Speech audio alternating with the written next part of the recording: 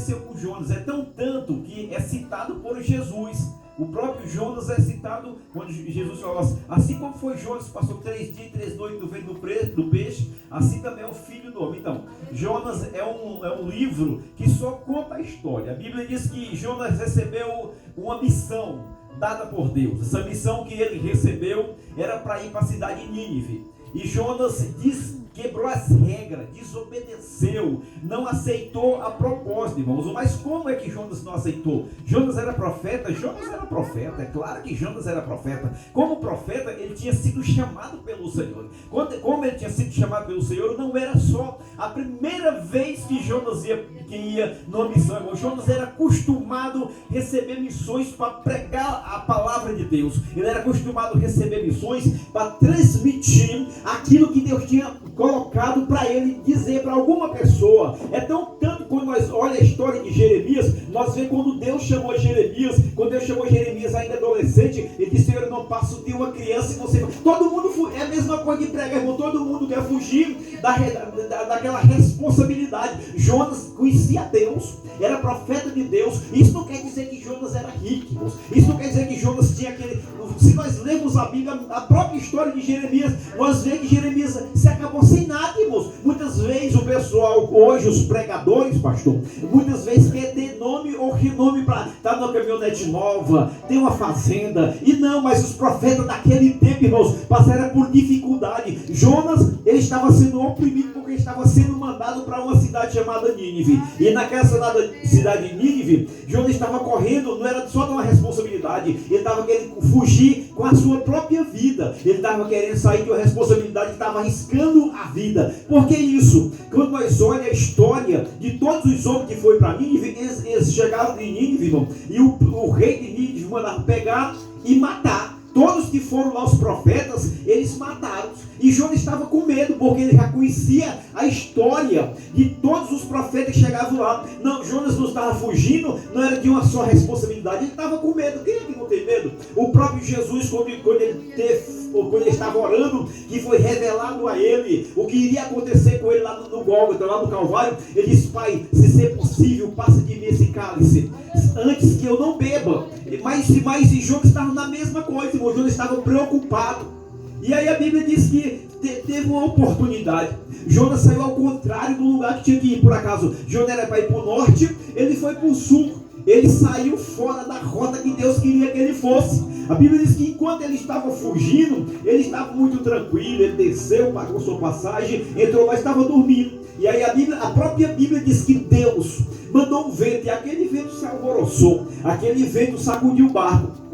E o marinheiro-chefe desceu, preocupado, chegou lá, Jonas dormindo. E aí acordaram Jonas, jogaram a metade da carga dentro d'água. E quanto mais jogaram, mais o vento estava bravo. E aí lançaram sorte, quer dizer, vamos botar o nome de todo mundo aqui nesse copo. Vamos sacudir o nome que nós pegamos, que está sendo problemático aqui. Aí pegaram o nome, aí o nome estava o nome de Jonas. Disse: rapaz, qual é o teu povo? Qual a ocupação é tu? Quem é tu mesmo? Me diz: não, nós não te conhecemos, tu entrou aí. Ele diz assim: eu sou judeu. Que escuta, irmão, eu sou judeu. Os homens já conheciam a história, irmãos. O povo todo da terra conhece a história de Israel. Sabia que o povo de Israel obedecia um Deus que abria a água.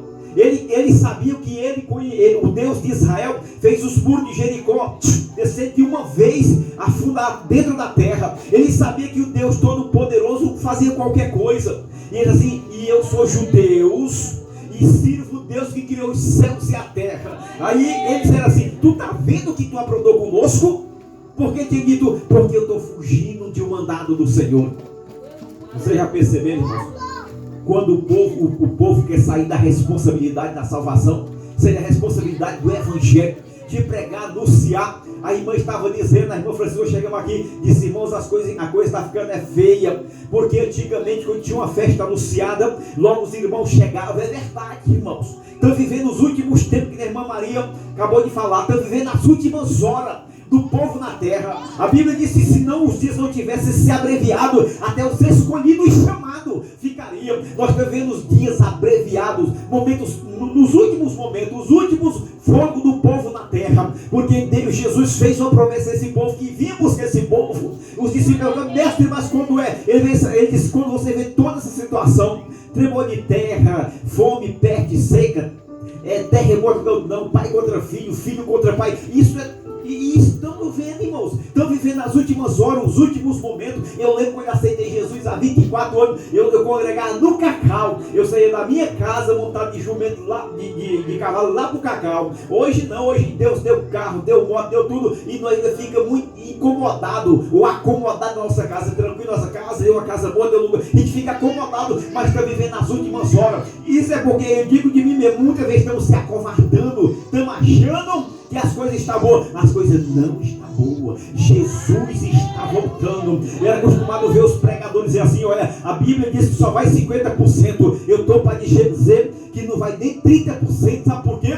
O povo se distanciaram, o povo se desviaram. A igreja está vivendo, a igreja já viveu já 3 tipos de vida, ou 3 estágios de vida, irmão. A igreja nossa, as Assembleias de Deus já viveram 3 tipos de vida. A primeira etapa vivida pela igreja, sabe qual era? Naquele tempo que ninguém nem conseguia imitar os assembleianos, ninguém conseguia imitar um cristão. Vocês já lembraram? Eu ainda vivi um pouco desse tempo que ninguém conseguia imitar um cristão. O pastor deve lembrar, lembra, pastor? Naquele tempo que ninguém conseguia, irmão. Aí passou, aí foi um tempo, aí aquele tempo foi saindo, aí acabou, irmão. Aí chegou um tempo que todo mundo conseguia imitar as igrejas. Faz o mesmo culto, faz a mesma coisa. E agora sabe o que estão vivendo o tempo? Que ninguém quer nem ser mais assembleiano. Sabe por quê? Porque misturou, irmãos. O povo, os críticos, os verdadeiros se misturaram. O povo está mais aparecendo com o povo do mundo do que o povo de Deus. Antigamente viu a irmã de longe, a irmãzinha, ou então o irmãozinho. É desse jeito que a gente chega em um lugar, ele já trata a gente assim meio pequeno. Mas Deus diz uma coisa: Jesus está voltando. Nós somos o povo da promessa, irmãos. Alguém diz assim, eu não sou crente, eu sou crente, é porque eu não quero ser crente. Tu não é crente, é porque Jesus não te chamou. Esse dia eu passei na casa ali do índio, ele disse, Roberto, agora esse menino meu aqui é crente, eu botei ele para ir para a igreja. Aí eu fui e falei, índio, ninguém consegue fazer ninguém ser crente não. Ser crente é chamado de Deus para a vida de um ser humano. Eu fui chamado com 24 anos para ser crente, irmãos. E desde esse dia para cá aceitei Jesus e tenho a maior desejo, sabe o quê? Do arrebatamento da igreja. Quando eu vejo as coisas se apertar e assim, eu não penso em morrer, sabe por quê? Porque nós aceitamos Jesus, o dono da vida. Aí então o povo de Deus não se preocupa. Só mais nós estamos alinhados para subir no arrebatamento da igreja. Estamos no jeito, sabe por quê? Porque assim como Jonas representava o povo de Deus, ou o Deus de Israel, nós representamos a igreja de Cristo na terra, o povo do arrebatamento. Vê quem é que fala da maior esperança, irmãos. O povo se preocupa com morrer, se preocupa com um bocado de coisa, mas não se preocupa com a vida de Jesus. Muitas vezes nem ensina os filhos, Jesus está voltando, meu filho tem que ir para a igreja. Hoje eu falando com o meu menino ali, ele dizendo, rapaz, agora está ruim até para ser crente, pai, porque a gente está em casa, a mulher de um lado do outro assim, rapaz, não se preocupa não, o Deus que eu sirvo sabe fazer as coisas. Eu conheço o Raimundo da Pua, irmão, conheci o Raimundo da Pua desde novo, construiu aquela igreja ali, Maria da Missão, ali do Água Fria, e o Raimundo, tanto um dia eu vi ele dizendo que ele não tinha dó de dar 100 conto para uma mulher nova, para namorar com uma mulher nova não. E sabe o que aconteceu? E Deus amava ele. Deus colocou nele uma praga. Deus colocou nele uma doença. Ele foi encriquiando. Cegou e foi encriquiando. Mas falando bem. Ele estava falando bem. E disse para mim, irmão Zé Roberto, rapaz, se eu ficar bom nessa doença biquinho, eu vou voltar a construir igreja, pregar o evangelho. E eu falei, rapaz, tu é visto. Tá achando que Deus é criança, irmão? É porque Deus ama. Quando o cabo está dando uma de doido, Deus vai lá e pá, um anzol na venda. Deixa eu contar para a irmã. Aí o Francisco deve lembrar. A irmã Francisca deve lembrar daquele rapaz dos que os pais deles eram crentes ali, lá onde é do Valdo Cupu, que pegou um tiro nas costas, só lembro. O nome dele é... Eu estava lembrado do nome dele, irmãos. A irmã, a família toda crente, e 2 irmãos começaram a roubar, virar no rato. E um dia deu uma discussãozinha com outro ladrão aqui na Mussal. A irmã Francisca, eu lembro demais.